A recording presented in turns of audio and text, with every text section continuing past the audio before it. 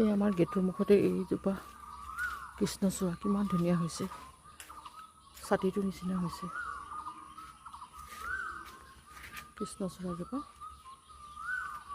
খুব মৰম লগা হৈছে।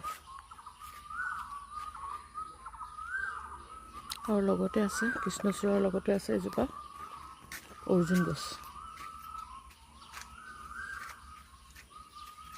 এইজোপা হ'ল অৰ্জুন গছ।